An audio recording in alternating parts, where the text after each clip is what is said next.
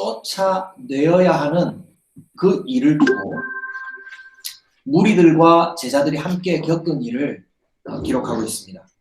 귀신 들려서 말을 못하고 또 간질병에 시달리는 아이를 그 아버지가 예수님의 제자들에게 데리고 왔으나 그들은 고치지 못하였고, 이 일을 두고 서기관 또는 율법학자들이라 불리는 이 사람들이 논쟁을 일으키고 있는 그런 모습이었습니다. 마가복음 9장 14절 그 상황을 얘기하죠. 그들이 다른 제자들에게 와서 보니 큰 무리가 그 제자들을 둘러싸고 있고 율법학자들이 그들과 논쟁을 하고 있었다. 제자들은 이 귀신 들린 아이를 두고 어쩔 줄 몰라 하는 이 상황과 이 일을 두고 마땅치 않게 여기는 율법학자들이 무리와 제자들과 함께 논쟁을 벌이고 있는 상황입니다. 무슨 논쟁의 내용인지는 구체적으로 얘기하고 있지 않습니다만 안에 들어가 있는 이야기 속에서 우리가 대체로 짐작을 해볼 수 있습니다. 자, 이런 가운데 예수님이 산에서 그들에게 내려오시죠. 예수님의 모습은 방금 영광스러운 모습으로 변모되었다 내려오시는 중이었고, 그 모습을 보고 사람들이 먼저 놀랐다 하는 장면에서 주님의 모습 속에 산에서 영광스러운 일을 경험하신 그 모습이 어느 정도 남아있는 것 같습니다. 그리고 동시에 기뻐하며 예수님께 나왔는데 왜 기뻐했다고 볼 수 있느냐 하면 그들이 예수님을 보자마자 달려왔기 때문입니다. 달려왔다 기록하고 있죠. 예수님이 그들에게 물으십니다. 너희는 그들, 여기서 말하는 그들은 율법학자, 서기관들과 무슨 논쟁을 하고 있느냐? 예수님이 무슨 일이 일어났는지 몰라서 그런 질문을 하셨을까요? 알고 있지만, 다 알고 계셨겠지만, 이 모든 상황의 내용을 한마디로 요약하고자 하시는 거죠. 이 상황이 뭐냐? 하고 물으시고, 그리고 이 성경을 기록한 사람들은 한 사람의 입을 통해서 이 상황에 대하여 요약함으로 예수님이 무슨 내용을 다루고자 하시는가를 정리해 볼 수 있는 것이죠. 문제는 아이의 아버지가 나와서 대표로 얘기합니다. 마가복음 9장 17절에서 18절 말씀 이렇게 기록하죠. 무리 가운데 한 사람이 예수께 대답하였다. 선생님, 내 아들을, 이 아이의 아버지인 것이죠. 아들을 선생님께 데려왔습니다. 그 아이는 말을 못하게 하는 귀신에 들려 있습니다. 자, 말을 못하게 하는 귀신이 들려 있음과 동시에 이 귀신이 아이를 사로잡기만 하면 이 아이는 거품을 흘리고 이를 갈고 넘어진다 하는 것으로 보아 간질병에 걸린 것으로 알 수 있죠. 몸이 뻑뻑해져 버린다. 그래서 선생님에게 이 아이를 고쳐달라, 귀신을 쫓아내달라 하였으나 그런 쫓아내지 못했습니다. 이것이 지금 일어난 상황에 대한 요약인 거죠. 친절하게도 내용을 요약해주고 있습니다. 이 얘기를 듣고 예수님께서 어떤 반응을 하셨나요? 오늘 본문 말씀의 가장 가운데에 있는 19절 말씀이라 할 수 있습니다. 언제까지 너희와 함께 있으며 언제까지 너희를 참아야 하겠느냐? 언제까지를 두 번 말씀하신 것으로 봐 이것은 예수님의 감정이 표현된 말이라 할 수 있죠. 어떤 표현입니까? 기쁜 마음입니까? 감동을 받으셨나요? 탄식하시는 반응이라 할 수 있죠. 네. 언제까지 하면서 주님의 감정이 터져 나오는데 주님께서는 이 언제까지 너희와 함께 있으며 너희를 참겠느냐 하신 이 탄식의 말씀 속에서 주님은 무엇을 속상해 하신 걸까요? 여러분 추측해 보셨나요? 병을 고치지 어떻게 너희들 스스로 병을 고치지 못했느냐? 이걸 나무라신 걸까요? 아니면 너희들은 어떻게 계속 나를 찾아오느냐? 주님 찾아온 것, 그것 때문에 주님은 화가 나서, 번거로워서 화가 나신 걸까요? 그 대답은 이 아이의 아버지의 대답 속에서 이 모든 무리의 생각을 대변하는 것처럼 보이는 이 아이의 아버지의 대답 속에서 우리가 알 수가 있습니다. 자, 아이를 데려와 주님의 도움을 청하는 이 아버지의 말을 읽으셨죠? 마가복음 9장 22절 말씀을 보십시오. 귀신이 이 아이를 죽이려고 여러 번 불 속에도 던지고 물 속에도 던졌습니다. 여러분들이 아마도 많이 주목하셨을 법한, 하실 수 있으면 우리를 불쌍히 여기시고 도와주십시오 라고. 자, 여러분, 이 말에 있어서 이 사람의 표현이 뭔가 예수님에 대하여서는 부족하다는 걸 느낄 수는 있죠. 가장 먼저 직관적으로 떠오르는 생각은 이 사람이 예수님의 능력을 잘 모르는구나 라고 생각할 수 있습니다. 그러나 그것도 잘 보신 것이지만 이 사람이 예수님의 능력을 의심한다는 점 자체만 가장 큰 문제는 아니에요. 지금 이 아이의 아버지로 대표할 수 있는 이 함께 모여있는 무리들의 태도가 가장 먼저 문제가 된다는 것을 알아야 돼요. 무리들은 지금 계속해서 지금은 이 아이의 아버지가 이 아이를 데리고 와서 고쳐달라, 치료해달라 그렇게 하고 있지만 이 무리들은 주로 어떤 식으로 반응하고 있습니까? 어떤 문제가 발생하면 그 문제를 해결해 줄 수 있는, 이 문제를 해결하고 병이 난 사람이 있으면 병을 치료하고 귀신 들리는 자가 있으면 귀신을 쫓아내고 어떤 문제를 해결할 수 있는 유능한 자를 끊임없이 쫓아다니고 있는 모습을 보이고 있다는 겁니다. 결국에는 이 사람이 예수님의 제자들에게도 데려오게 되었고 더 잘할 수 있을 것 같은 예수님을 발견하자마자 아까 제가 뭐라고 얘기했습니까? 기쁘게 달려왔다는 거 뭡니까? 아, 저기 더 유능한 사람이 여기 오고 있구나 하면서 달려오면서 예수님을 맞이했다는 거죠. 이 전체적인 태도가 뭡니까? 이 무리들은 계속해서 선지자, 어떤 이에게는 율법 전문가, 어떤 이에게는 예언자, 꿈꾸는 자, 치료자, 진리의 말씀을 선포해주는 사람, 이름은 계속 달리하고 있지만 결국에는 내가 가진 이 문제를 가장 유능하게 해결해 줄 수 있을 법한 사람을 계속 쫓아다니고 있다는 겁니다. 이 무리들의 태도가 여러분 보이시나요? 주님의 한숨, 주님의 탄식, 그것은 바로 이 아이의 아버지로 대표되고 있는, 그리고 이 자리에 함께 모여있는 그 무리들의 일관된 태도 때문에 내가 언제까지 너희와 함께 있으며 너희를 참아주어야 하겠느냐 하면서 아직도 모르겠느냐, 아직도 이 태도를 갖고 있느냐 라고 나무라고 계신다는 겁니다. 문제는 할 수 있으면 이것 좀 해주십시오. 아니, 내가 능력으로 치자면 1번인데 내가 최고인데 아직도 나를 못 알아보느냐? 이 얘기가 아닌 거예요.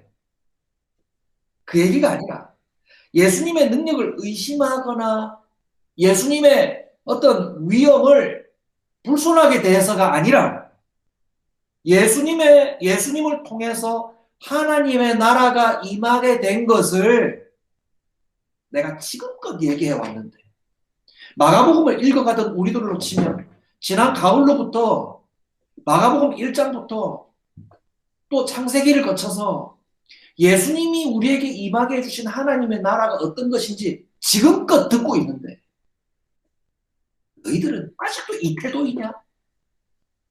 라고 얘기를 듣고 있는 겁니다.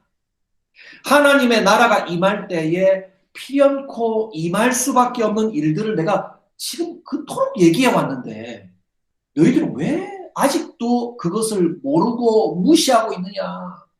계속 너희들은 내가 지금 나 같은 일을 찾으며 함께 있어 줘야 되며 돌봐주어야 하는 이런 문제가 너희들에게 있는 것이냐? 그래서 우리는 다시 마가복음 1장을 복습해 볼 수밖에 없습니다. 제가 마가복음 읽으면서 마가복음 1장으로 몇 번이나 다시 돌아갔나요? 하나님의 아들 그리스도 예수 그리스도의 복음의 시작이다라고 시작한 이후에 예수님이 무리들에게 나타나셔서 가르치실 때에 첫 번 일어난 일이 뭡니까? 하나님의 아들이요 하면서 귀신 들린 자가 예수님 앞에 뛰쳐나왔던 걸 기억합니까? 가버나움 회당으로 주께서 들어가셨을 때에 제자들의 마을로 들어가셨을 때에 가르치실 때에 사람들은 그의 가르침에 놀라고 있는 중인데 회당에 악한 귀신 하나가 뛰쳐 들어와서 나사렛 사람 예수님 왜 우리를 간섭하려고 듭니까? 우리를 없애려고 합니까? 우리는 당신이 누구인지 압니다. 라고 하실 때 주님께서 그를 꾸짖어 말씀하시면서 입을 다물고 그에게서 나가라 하자 귀신은 필연코라는 말은 우리의 믿음에 속한 단어는 아니지만 우리가 잘 쓰니까요. 예. 마주치면 일어날 수밖에 없는 주님 앞에 마주하자마자 쫓겨날 수밖에 없는 그런 결과를 맞이하게 되었죠. 귀신들이 쫓겨나 버린 겁니다. 그래서 사람들은 놀랐습니다. 하나님의 나라가 예수님과 함께 예수님의 가르침과 함께 임하게 된 것이 그 현장에서 쫓겨나는 귀신으로 경험하게 된 것이죠. 그렇기 때문에 귀신을 쫓아낼 수 있느냐 없느냐 하는 그 효과, 그 효능, 그 능력 그 자체만 지금 집중할 것이 아니라 하나님의 나라를 제대로 보지 못한다면 만나게 되는 상황마다 넉넉한 마음으로 느긋한 마음으로 대처하지 못하게 된다는 거예요. 그것은 예수님이 산에 계시든 평지에 계시든 부산에 계시든 서울에 계시든 그 문제는 상관이 없는 것입니다. 예수님을 통해서 그리스도이신 예수님을 통해서 하나님의 나라가 임하게 되었기 때문에 여러분 귀신에 사로잡힌 아이에 대해서는 어떻게 판단해야 됩니까? 지금 이 아이에게는 귀신이 잠시 사로잡혀 있구나. 그러나 이것은 곧 시간 문제일 뿐이겠구나 라고 하며 이 상황을 하나님의 나라의 관점에서 볼 수 있어야 했다는 거죠. 유능한 누구를 찾아가면 이 일을 해결해 줄 텐데 더 유능한 선지자를 찾아가면 이 일을 단박에 해결해 줄 텐데 이 문제가 아니었던 거예요. 하나님의 나라가 임했으면 지금 귀신에 사로잡힌 이 사람의 상태는 임시적일 수밖에 없는 것이구나. 곧 풀려나게 되겠구나. 라고 하며 이 상황을 볼 수 있어야 한다는 것이죠. 예수님이 답하십니다. 예수님의 답 속에 답이 있죠. 마가복음 9장 23절 말씀에 예수께서 그에게 말씀하셨다. 할 수 있으면 이 무슨 말이냐. 믿는 사람에게는 모든 일이 가능하다. 자, 할 수 있으면 이라고 말하는 이 능력의 문제에 속한 게 아니라 이 말이죠. 너희들 태도가 지금 문제란 말이에요. 예수 선생님, 당신은 정말 대단하지 않습니까?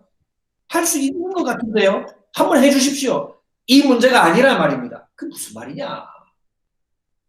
믿는 자에게는 처음부터 하나님이 선포해 오셨던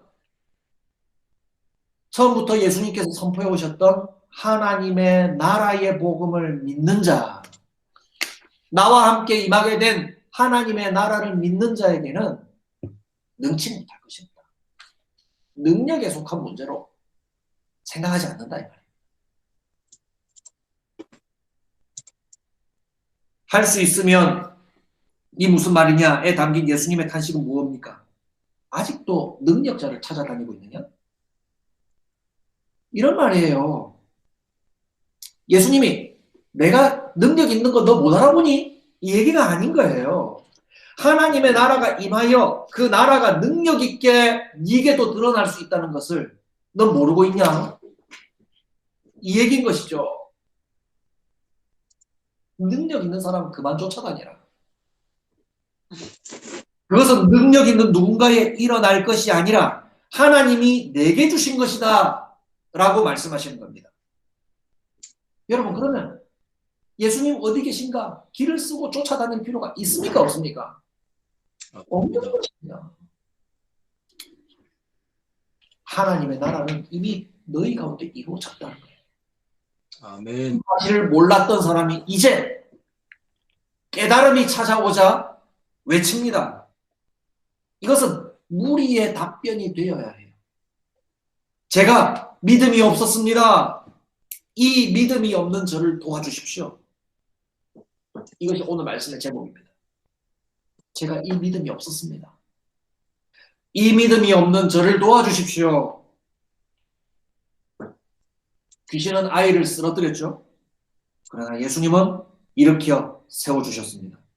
이 아이를 일으켜 세워주심과 동시에 이 어수선하고도 소란한 모든 상황이 정리가 되는 것이죠. 자, 우리도 이 상황을 한번 정리해 볼까요? 주님께서 무엇라고 한심한 마음을 한숨을 쉬시며 탄식하셨습니까? 믿음 없는 세대. 이 믿음 없는 세대. 이 믿음 없는 세대는 성경 속에서 무리들을 가리키는 말입니다. 이 믿음 없는 세대. 하나님의 나라가 무리들에게 이미 임하게 되었는데 아직도 능력 있는 선지자, 심지어 예수님까지도 너희들이 따라다니며 쫓아다닐 때에 어떤 취급하면서 따라다닌 거예요? 내가 능력 있는 사람 한 분 찾았는데, 능력 있는 사람 한 분을 찾았는데 넘버 원이다. 최강이다. 좀 오늘 좀 코미디처럼 바꿔볼까요? 내가 부처, 알라, 또 뭐 있어요? 신 중에서 꼽을 수 있는 게. 시바. 뭐 그런 것도 있어요? 네. 인도에 있을 거예요. 인도에는 뭐 수만, 수십만 소. 신이 있죠. 힌두. 내가 이 신, 저 신 다 섬겨봤는데 그동안 섬긴 신 중에서 예수가 넘버 원입니다. 그리고 그 예수 선생 얘기 설파해주는 권순재 목사라는 사람이 있는데 효능이 있어요. 기도 받으러 갑시다. 그리고 그 작은 마을 소리교회라는 곳이 있는데 그 목사님이 목회하는 곳이거든요. 어떻게든 거기에 줄을 댑시다. 그러면 당신에게 뭔가 효험이 나타나게 될 겁니다. 제가 약간 코미디처럼 꾸몄지만 여러분 진짜 같습니까? 가짜 같습니까? 진짜 같습니다. 왜 기분이 좋지? 진짜 같다는 거예요. 네. 여러분 이건 가짜 아니에요? 가짜잖아요. 가짜입니다. 네. 여러분 믿음의 교회를 찾아가십시오. 여러분 소망의 교회를 찾아가십시오. 거기 가야 진짜 교회입니다. 그거 진짜입니다. 거기 가면 여러분 모든 묵힌 문제가 해결이 됩니다. 여러분의 인생의 문제는 예수를 만나서 해결이 되고 좋은 교회를 만나서 다 풀려버립니다. 한 1%는 맞고요. 99%는 틀립니다. 어느 교회를 찾아서 묶인 거를 풀어야 할 문제가 아닌 거예요. 1%가 맞다면 어떤 지점을 얘기할 수 있습니까? 예수님을 통해서 임하게 된 하나님의 나라, 바로 여러분들이 있는 그 현장에서 임하게 되신 하나님의 나라를 잘 소개받을 수 있다면 그 연결 지점에서 1%는 맞을 수가 있어요. 그러나 어떤 특별한 선지자나 어떤 특별한 공동체나 어떤 특별한 단체를 만나서 효험 있는 일들이 일어나게 되어서 여러분들이 바뀌게 될 문제는 아니라는 거예요. 네. 여러분 정도의 차이지만 사람들이 손가락질하고 눈을 흘기는 이단이나 많은 사람들이 옳다 여기면서 만으로, 천으로, 백만으로 모여드는 그런 교회라 이름 붙인 곳들의 특징들을 한번 비교해 보십시오. 비슷해요. 비슷해요. 맞습니다. 아, 나는 부산에 있는 만교회, 이만교회를 다닙니다. 수없이 사람들이 많이 모이는데 역시 많이 모이는 이유가 있더라고요. 거기 가야 해결이 됩니다. 요즘 애들 말로, 요즘 애들 말이 아니라 우리 애들 때 말로 뻥입니다. 뻥. 가짜입니다. 도움을 받을 수는 있죠. 그러나 거기서 뭘 발견해야 됩니까? 오늘 내게 임하신 하나님의 나라. 더 이상 어딘가를 추종하고 쫓아다니지 않아도 되는 하나님의 나라를 경험하게 될 때 예수님이 비로소 말씀하실 겁니다. 이제 내가 너희에 대하여 한숨 짓지 않아도 되겠구나. 너희를 이제 그만 참아도 되겠구나.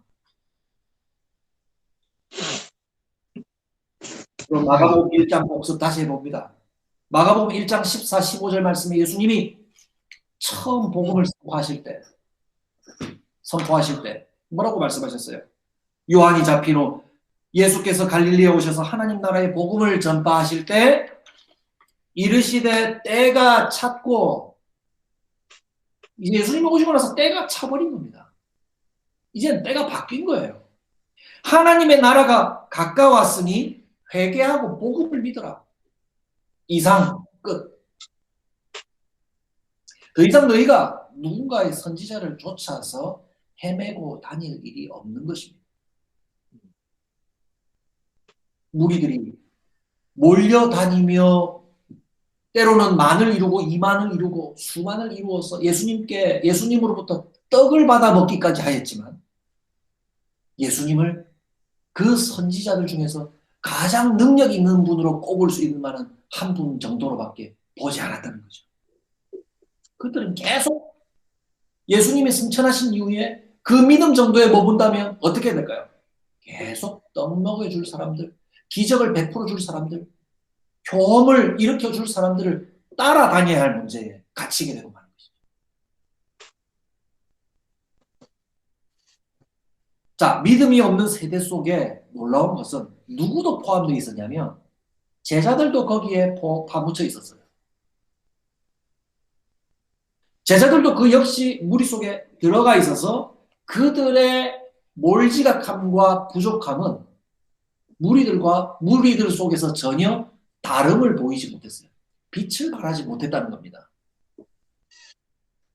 복음을 깨닫지 못하고 그동안에 예수님의 사역을 지근거리에서 누구보다도 가까운 곳에서 예수님을 따라다니며 가르침을 들었지만 무리들이 요구할 때에 할 수 있는 것이라고는 뭐밖에 없었어요?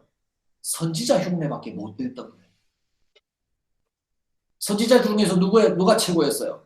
예수님이 최고니까 우리 선생님이 아무래도 최고지 하면서 예수님 신용밖에 못한 겁니다. 무슨 일이 일어날까요? 그런 오해는 무슨 일이 일어나지 않아요. 제자들이 아무것도 모르고 흉내만 내었다는 것이 우습지 않습니까? 여러분들은 방법을 알고 있습니까? 여러분들은 귀신을 만나거나 어려운 일을 만난 사람들에게 있어서 그 상황을 해결해 줄 수 있는 방법을 여러분들은 알고 있나요? 복음을 들었으니 알고 있어야죠. 그들의 관심은 주로 어디에 있었어요? 제자들의 관심은 이런 방법을 쓰면 됩니까? 안 됩니까? 그러잖아요. 요즘 실제로 카톨릭계에서 그렇게 하는지 모르겠지만 영화에서 보는 그 카톨릭을 보면 누가 죄 지은 사람이 가서 고해성사 같은 거 하면은 그 사제가 이러죠. 이번 한 주간은 그 죄에서 멀리하고 매일마다 주기도문을 7번 암송하십시오. 그러면 이제 그 죄에서 떠나가는 거죠.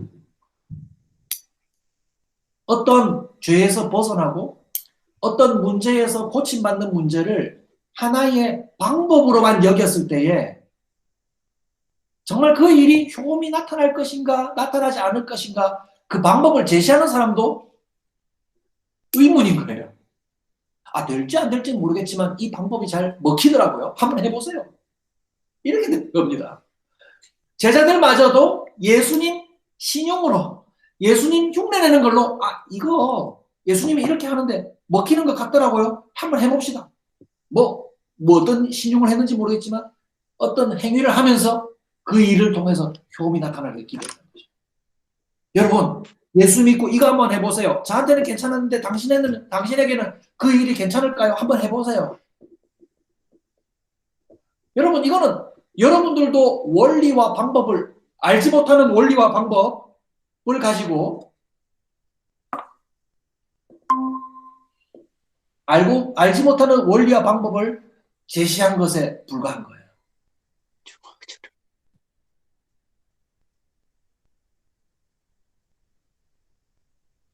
제자들은 하나님 나라의 복음을 선포하시고 예수님 본인의 오심 자체가 하나님 나라의 오심이 되었다는 그 사실을 제대로 깨닫지 못했고 그 권능을 설명하지도 못했고 집행하지도 못한 거예요. 앞서 무리들에게 말씀하신 그 내용을 제자들도 알지 못했다는 거죠. 하나님의 나라가 이미 우리 가운데 임해 있다. 임해 있다. 그러니 이 문제는 임시적인 것에 불과하다. 나를 통해서 지금 이것이 즉시 일어날 것인지 아니면 주께서 이것을 장차 해결해 주실지 모르나 이것은 임시적인 것에 불과하다 하면서 다음 행동으로 옮겨가야 했다는 거죠. 그러면서 마가복음 9장 28절 이하에는요. 28장 이하에는 제자들의 이 의문 그리고 제자들이 했어야 하는 행동들에 대해서 다시금 친절하게 설명해줘요. 저는 오늘 이 마가복음의 본문이 너무나 친절하고 고마워요. 설명해 줍니다. 28절 보세요. 예수께서 집 안으로 들어가시니 제자들이 따로 그에게 물어봐요. 제자들이 궁금한 게 뭐였겠어요? 지금 무리 중에 그 아이의 아버지가 제가 이제 믿습니다. 저의 믿음 없는 걸 도와주십시오라고 얘기했을 때까지도 제자들은 몰랐던 거예요. 아마 무리들 중에 대부분도 몰랐을 것 같아요. 그래서 이렇게 물어봅니다. 예수님, 왜 그 방법으로는 안 됐던 겁니까? 왜 우리는 귀신을 쫓아내지 못했습니까? 여러분 이 질문에서 어리석음을 느끼나요? 못 느끼면 설교 잘 못 따라온 거예요. 저희는 왜 그 노릇을 못했습니까? 저희는 왜 이걸 해결하지 못했습니까? 그렇게 물을 때에 예수님이 이렇게 말씀하셔요. 이런 부류는 기도로 쫓아내지 않고는 어떤 수로도 쫓아낼 수 없다.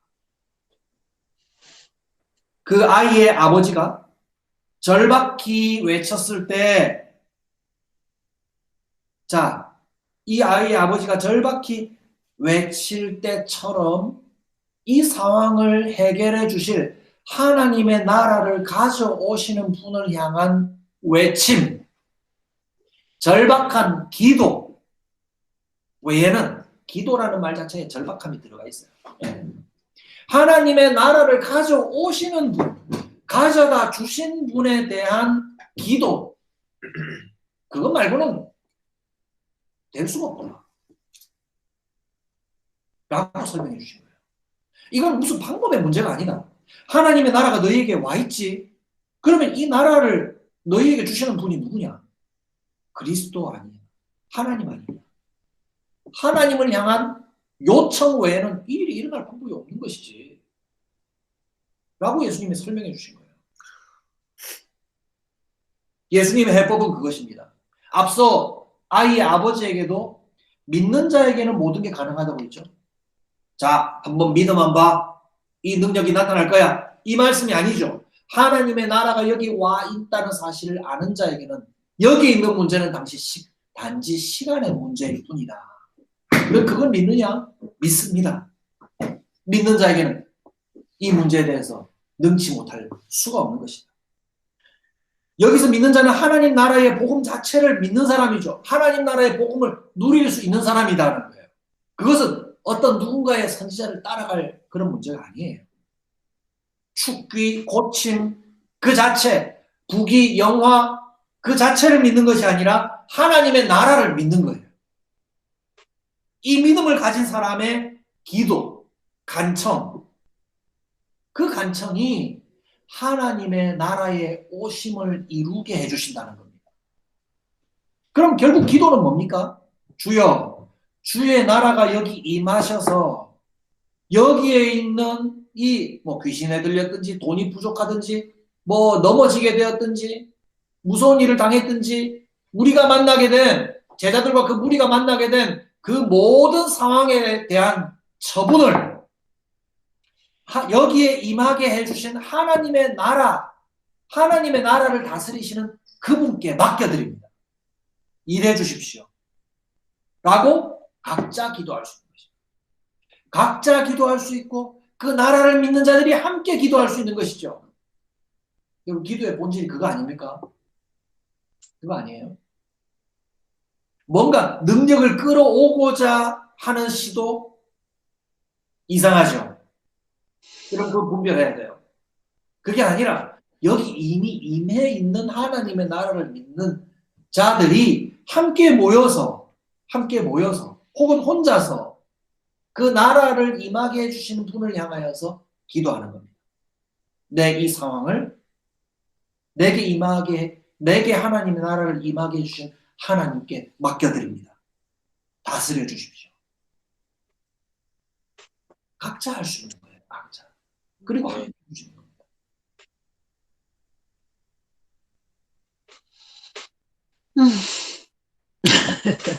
이 아이의 아버지의 답이 여러분 좀 어색하지 않았어요?